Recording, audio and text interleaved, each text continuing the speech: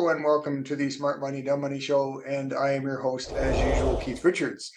I am Chief Portfolio Manager and President of ValueTrend Wealth Management, and today we are going to talk about a couple of country ETFs that I find interesting. Let's get started. Well, you might notice that I'm wearing a Porsche cap and a Porsche jacket. I have been a long-term buyer and holder, you might say, of Porsche automobiles. I'm a fan, and the company resides in one of these countries we're going to be talking about, which is Germany. And so I want to talk about Germany and Israel. Both are interesting stock charts. Israel's been in the news a lot lately, and I just want to take a look and see if there's some opportunities. So let's get started. I put together a bit of a slide presentation for you, and we're going to share that screen. So Germany and Israel. We're going to start with Israel, and remember, this recording is usually done about a week before you actually see it. So this was done on the 16th, and things can change. Okay, so just to let you know, I'm well aware that there's a war going on in Israel, and there's all kinds of controversy in any war. But I had to copy this. You guys know how much of a fan I am of our Prime Minister in Canada, Justin Trudeau, and I'm glad to see that other financial people, I've quoted a couple of late, that are in much higher grounds than I am on a recognition basis, are really starting to see the reality behind Trudeau, and not just from a financial perspective, but one of the comments that Trudeau's made regarding the war in Israel and, you know, the Israel army attacking some of the hospitals and schools. They failed to leave out that that is where the terrorists have been hiding out. And as David Rosenberg says, that our simple-minded prime minister forgets that using hospitals and schools and army bases to hide behind is more an act of terrorism than the bombing of them. So let's just put that to bed. But I did want to point that out, that there's all kinds of controversy, but where there's controversy, there can be opportunity because Israel's sold off. Now, I'm going to get into the Israel chart in a minute, but I wanted to give you a big picture of another opportunity that we should be paying attention to. You probably saw my recent video on the TSX. I talked about how beyond a very tight trading range, I think the TSX doesn't have a lot of upside, largely because of government decisions made over the past 6 or 7 years. And you can see that in the chart. It's not magic here, and it's not just my disdain with the current Canadian government. It is reality that our market is not doing as well as other world markets for a reason. We actually have a resource that is being squashed that is very important to our country. And what's happened is the US dollar has moved up against a lot of different economies, including Canada's. But one of the things I want you to notice is that the US dollar tends to move within consolidation patterns pretty frequently. And we're in one of those right now. So you can see them in the past, but currently the US dollar on a worldwide basis, so this is against world currencies, is trading between about 100 and 106, let's call it. And it's just bounced off of that high, and it's heading its way lower. Obviously, it's just started that down move. I very much believe that you're going to see the US dollar decline by 5 or 6%, or a minimum of 4 from current levels, to get back to that support level around 100. It's around 104 right now, so let's call it a 4% decline, but I think that's a highly probable move.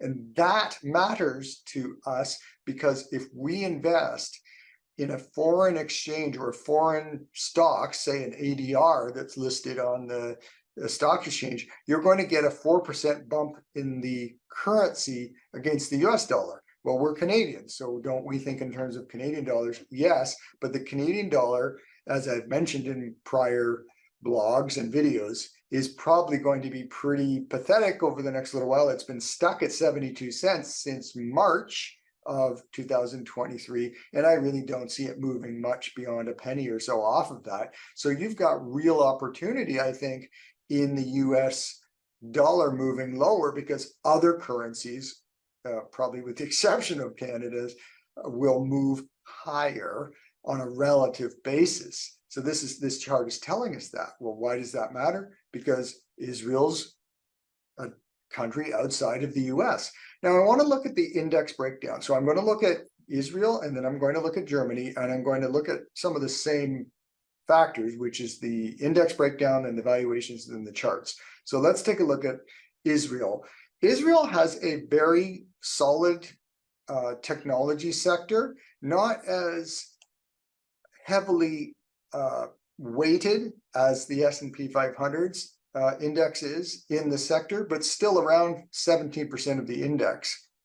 Well, why does that matter? Because some of the technology stocks in Israel are real groundbreakers, real solid entrepreneurial companies, and they're not getting the massive valuations of the US equivalents. So let's take a look at that. The Tel Aviv 35, which is their main index, it's only got 35 stocks in it, but it's down at the 11th percentile in as far as its historic price range. In other words, it's like in the lower 11% if it's price metrics, its valuation metrics as far as cheapness goes, and this goes back to 08. So currently, for example, the price to sales ratio is 1.3 times, and the PE is 10.2 times. Compare that to the S&P, which is effectively double at 2.5 times price to sales, and more than double for the PE ratio, 24.8. So keep in mind that Israel's in a smaller economy, an emerging market, so you can't really apply the exact same metrics, but I mean, more than double does not make sense, especially with what we're seeing as far as the earnings and growth and long-term aspects of Israel. So let's take a look.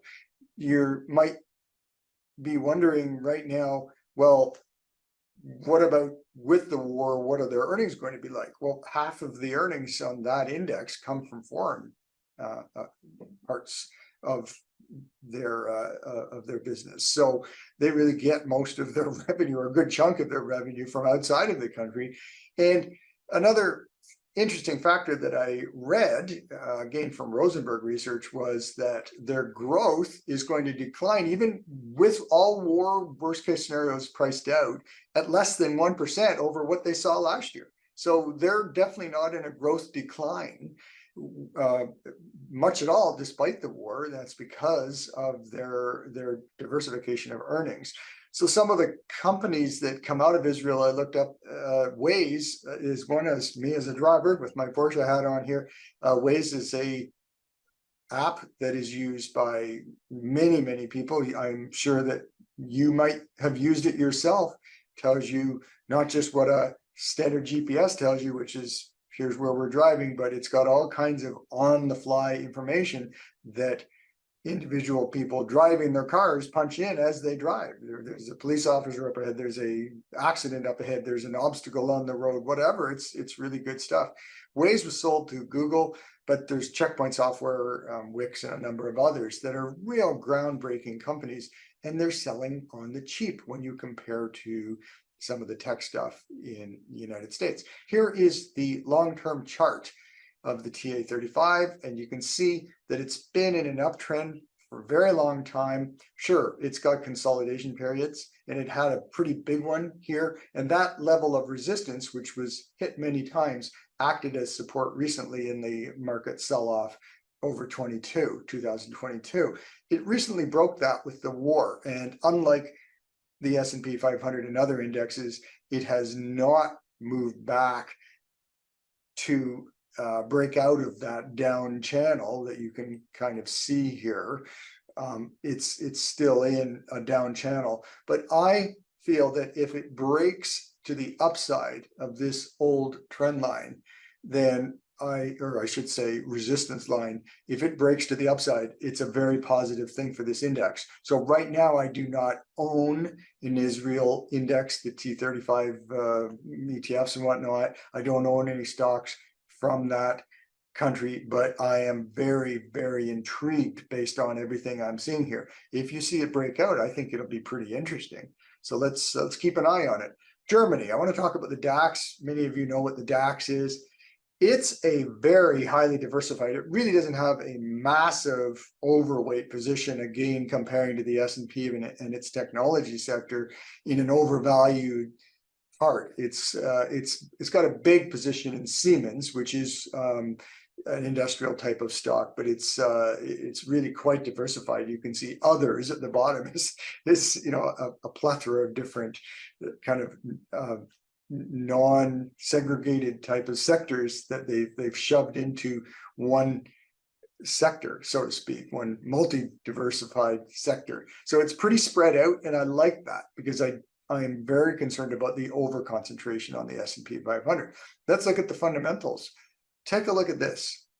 Current PE of the DAX is 12.5, and its historic average is 25. And remember, 25 is roughly where the S&P 500 sits at as far as PE goes. So the price to sales is 0.84. Remember, we were just looking at Tel Aviv thinking that was cheap at 1.25, I think it was. Well, the price to sales on Germany is 0.84, and it's a developed market. This is not a developing or emerging market. This is a big world market, and it's at 0.84. So compare that to the S&P at well over double from the price to sales. So remember what price to sales is. You pay a price, and the gross sales are what the company produces. Well, you're paying an awful price on the S&P 500 for earnings and sales. So the index, the DAX index, is only 40 stocks, but they are much less concentrated than the S&P. You could almost say that the S&P is kind of like 40 stocks because a massive chunk of them is concentrated in just a few names. So let's talk about the stock chart. Long-term uptrend since 09. You could really go back to 05, but that trend line is a little neater going back to the crash of 2009. And you can see there's a bit of resistance coming up. So we are in the EWG ETF that I'll talk about in a minute. So we do hold the position, and we're looking at it as a trade back to the old highs. So the DAX itself has a high of around 16,500. It's currently, I think, around 15,700 or so. So we think there's maybe several hundred points left in the index, and we are looking at it as a trade. But if you're a long-term investor and it broke that old lid of around 16.5, then there could be a substantial upside from here.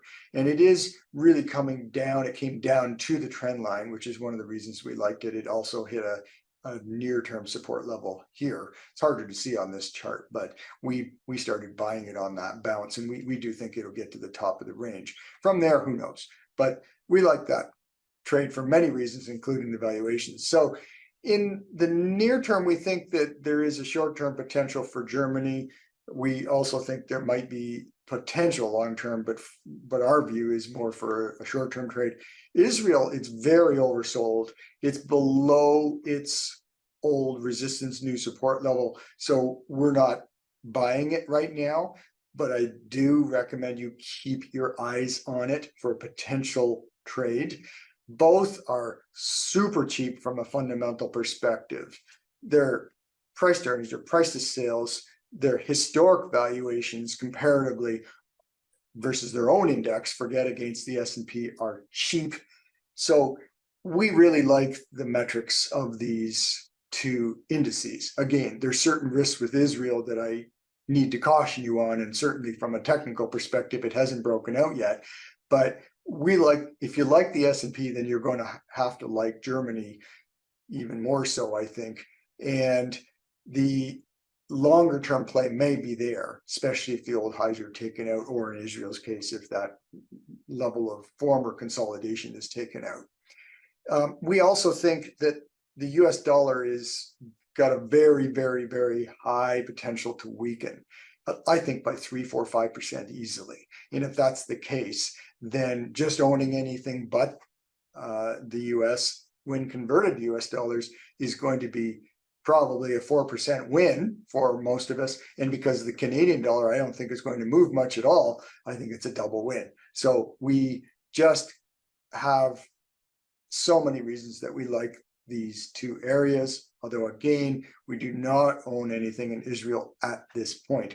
We do disclose that we hold EWG. I'm not making this as a recommendation. We bought it a little cheaper than I'm talking here, but I still think it might have some more upside. You have to do your own work as always. Don't take my word for it. You got to do your own work.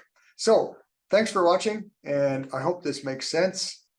And the car's away for the winter, this little baby. So I'm back to just driving the family wagon, but I'm looking forward to next summer and helping to add to Germany's economy through my enthusiasm of their cars. You have a great day, and we'll see you next week.